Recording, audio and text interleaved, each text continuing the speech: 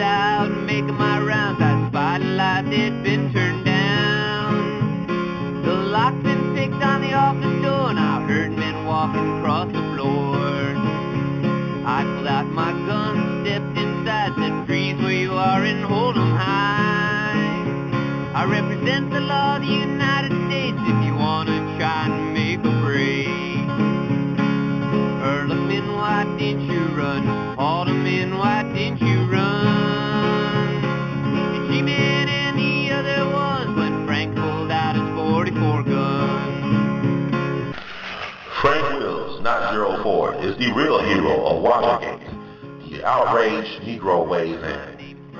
Why is it that even the most mediocre or mundane of white folks get celebrated for doing a decent job, while the most exceptional people of color, black males in particular, seem to be maligned and in many cases go unrecognized, underappreciated, and in some cases even insane for their just due? Can anyone say Buck O'Neil, who was denied getting in the Baseball Hall of Fame by one vote while alive, but yet was awarded the Presidential Medal of Freedom posthumously 2 months too late? President Gerald Ford just happened to take advantage of a Forrest Gump situation when he found himself president some 30 plus years ago. And do you know why President Ford was able to become president? It was not because of the filthy rich news whores known as Woodward and Bernstein, or because J. Edgar Hoover's deep throat specialist wouldn't swallow.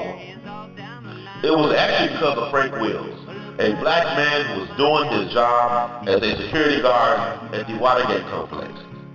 He spotted tape on the door that was supposed to be secured several times while he was making his rounds. Sensing something wasn't right, he had the presence of mind to alert the Washington, D.C. police.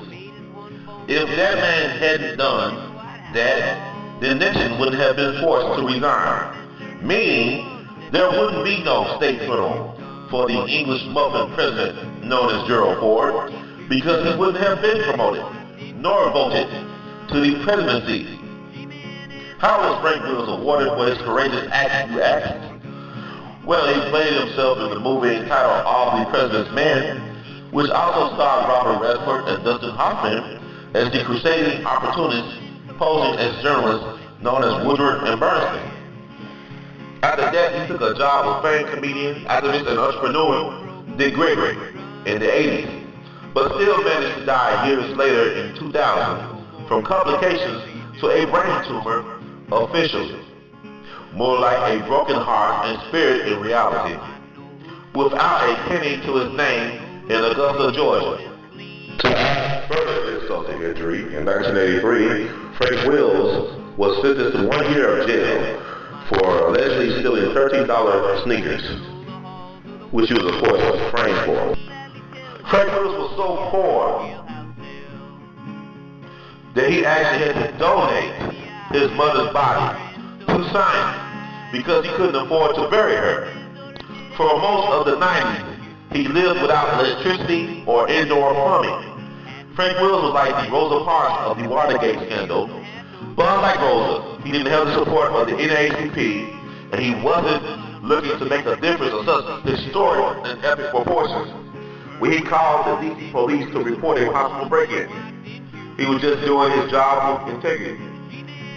However, true students of history know that true history isn't made by one great person doing all the work, but by ordinary groups of people taking advantage of extraordinary opportunities.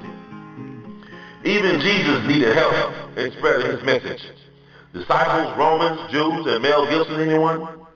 Frank Wills, whose decision to contact the law authorities had an immediate impact on American history, should have been treated as a hero for doing something that the Vietnam war protesters, and Spyro Agnew couldn't do. Getting the most powerful man in the world to resign for the errors of his ways. Like President Ford, Mr. Wills should have been given a lifetime pension for his very patriotic deeds.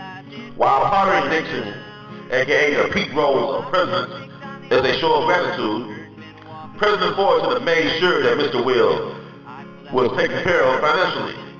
But instead he was viewed as a bad nigger who took down and destroyed the career and legacy of a president who could have been one of the greatest of all time.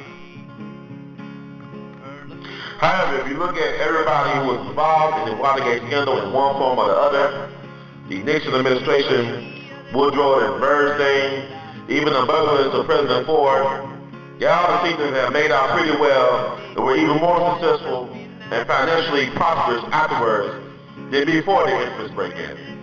Some like Donald Rumsfeld and Dick Cheney even had more than a hand in the current Vietnam War for this country, Iraq. So what is this crap that crime doesn't pay? It seems like what this history lesson teaches us is that if they killed Jesus for doing acts of kindness for the good of humanity, then what in the hell do you think they are going to do to you? Stop snitching so you can keep living. Rest in peace, Frank Wells, a true American hero who won't never be forgotten, even if they don't want to recall. Dyer, the Outraged Negro. The views of the Outraged Negro are not the official views of We All Be and its contributors. Please email the Outraged Negro at outrageandnegro@gmail.com. Once again, please email the Outraged Negro at outrageandnegro@gmail.com. To a different man, Mitchell, I'm